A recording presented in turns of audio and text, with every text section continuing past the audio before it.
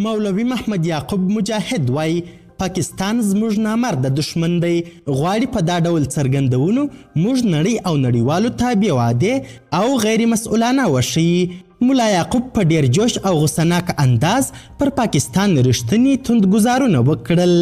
دا چې ملا یعقوب مجاهد نور څه ویلي په اړه د پاکستان غبرګون څه دی، بشپړ حال را سره همدغه روانه ویډیو کې کتلی سئ.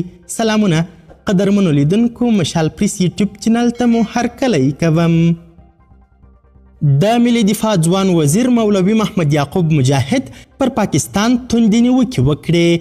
ملا یعقوب وایي پاکستان د خپلو ناکامیو پړه پر افغانستان اچوي.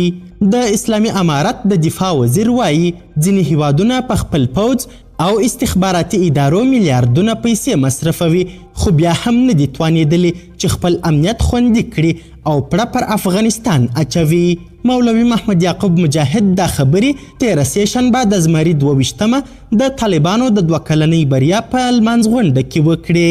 هغه وویل دوی هیڅ چاته دا اجازه نه ورکوي چې د افغانستان خاوره د نورو هیوادو پر ضد وکاروي. ملا یعقوب وایي د پاکستان په شمول ځینې نور هیوادونه هم غواړي چې د خپل ملت په سترګو کې خاورې واچوي او د خپلو ناامنیو پړه پر افغانستان اچوي. ملا یعقوب پاکستان ته وویل چې دوی دې خپل مسؤلیت وپیژني او د خپل هیواد امنیت دې وساتي. نوموړی زیاتوي چې دوی څو ځله د پاکستان دغه ادعاوې رد کړي، خو دوی بیا هم خپلو تورونو ته ادامه ورکړې ده. د هغه په خبره پاکستان مو نامرده دشمن دی، ځکه دغه هیواد غواړي دا نړۍ ته دا پیغام ورکړي چې افغانستان ستاسو لپاره هم خطر دی. ملا یعقوب وایي دا ځل به د افغانستان د جغرافیې دشمنان دا ارمان ګور ته یوسي چې یو ځل بیا افغانستان ته ستونزې راوړي او د خپلو اقتصادي ګټو لپاره افغانستان بیا ناامنه کړي.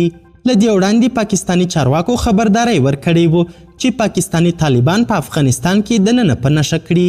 ملا یعقوب مجاهد یې تازه په دغه وینا کې په هکله ځواب ورکړ چې پاکستان په بېلابېلو نومونو د افغانستان پر ضد ډلې جوړوي ترڅو د افغانستان امنیت خراب کړي. قدرمنو لیدونکو، د ویډیو له کتلو مو نړۍ مننه. د لا زیاتو او نورو لحظه پر لحظه خبرې مطالب لپاره زموږ همدغه مشال پریس یوټیوب چینل سبسکرایب کړئ. تر بیا او بلې ویډیو ښه وخت ښې چارې. د الله پامان.